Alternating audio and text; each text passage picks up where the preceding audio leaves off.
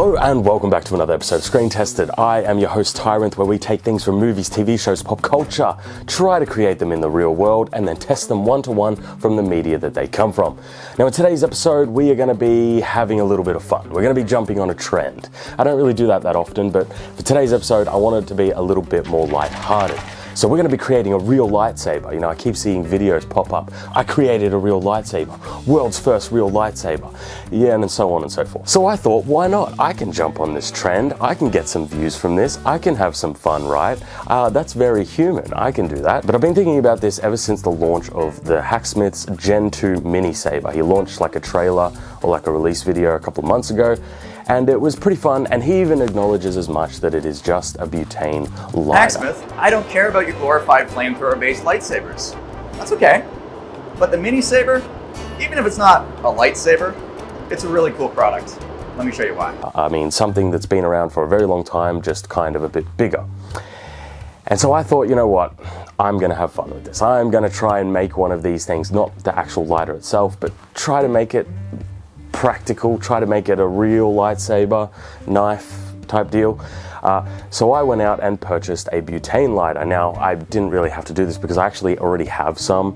For example, I have this one here. This is a little tiny one, and the one that I've used in the workshop for like the last 5 years is this one here. So it's just basically this in a different form factor with a longer flame. Anyways, and before anybody wants to say that I'm like a hater of the Hacksmith or any of this other I've been subscribed personally to the Hacksmith since like 2014, back when he had like 20,000 subs when I was making my own Iron Man suit. Look, there's a fresh-faced me working on an Iron Man suit.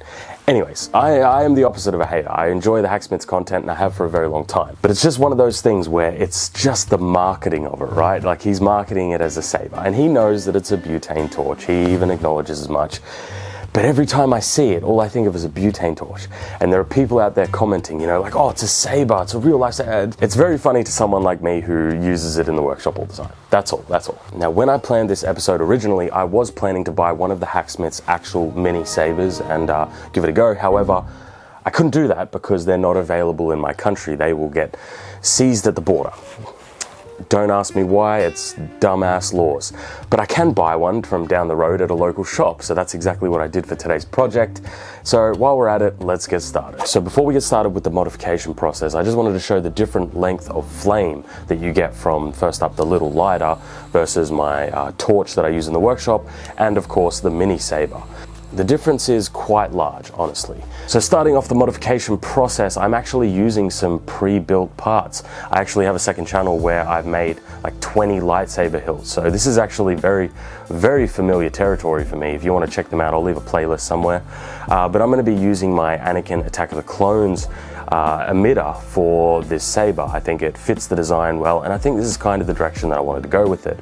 I'm then going to use some of my other saber parts that I have sitting in my saber box thing. Then I'm just going to do some simple things like modify some grips and sand down to make them fit onto this mini saber knife. And it was at about this point that I decided to change the emitter design completely and went with a Malgus design. Now he's from the Old Republic and is a Sith, one of my favorite characters, but I actually went with a battle damaged Malgus, and the reason why I went with this is because I wanted the saber to be able to thrust, I wanted it to be able to slash, and I wanted the flame to obviously do, you know, fire damage. Kind of making it super practical actually, and that's why I decided to actually change the emitter design at the last second. Now one of the biggest challenges that I actually had was fitting the two side blades to the emitter because they're made of aluminum and because the actual parts that attach the saber itself are actually so thin, I wasn't able to get grub screws in. I wanted to, you know, use something like grub screws to attach these blades. But I had to just opt for things like epoxy and glue, which is not ideal, but this is a prototype, the first prototype, and I'm probably going to do some more in the future. So it is kind of a learning process at the end of the day, trying to make each iteration a little bit better, because the original prototype was actually, had an extendable blade, but it's just finding the right material to be able to do that with is kind of difficult, to be honest.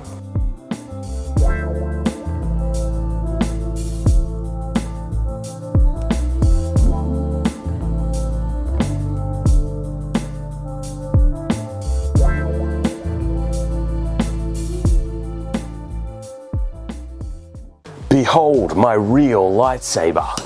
Knife. I have to say knife, because it's got a small blade. Anyway, yes, this thing is finished and it looks really cool.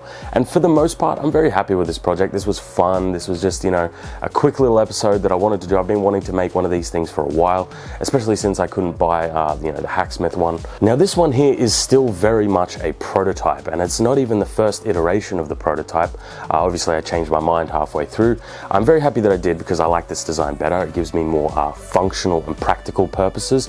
However, it still is a prototype, and I'm not, you know, this isn't perfect, this design here. For example, the heat transfers to these aluminum blades on the side here, which actually starts to transfer back down the blade, which is not what we want. Now, that only happens after a couple of minutes of operation, but it's one of those things where in a future iteration, I would like to isolate them a bit more so they don't absorb as much heat. Like, it's one of those things where you want it to absorb heat because then hopefully they could cut better, right?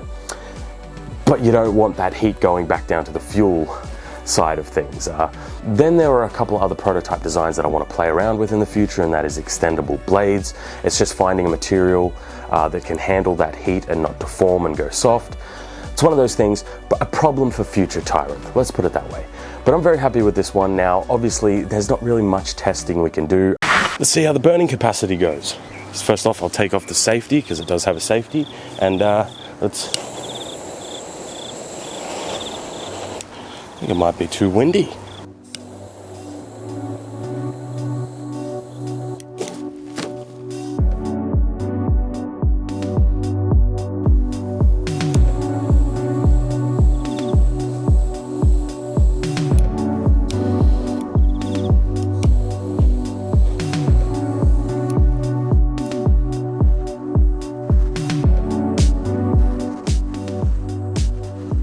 Because this is a prototype, these blades here, while are functional for the most part, I wouldn't want to really, you know, I wouldn't really want to destroy them because of the attachment method. I wasn't too happy with how I had to attach it with epoxy and glues and stuff. In a future iteration, I'd want them to be made out of steel probably, and I'd want them to be fixed a lot more securely. I had to use things like glues and epoxy just because it was very touch and go to get this one done.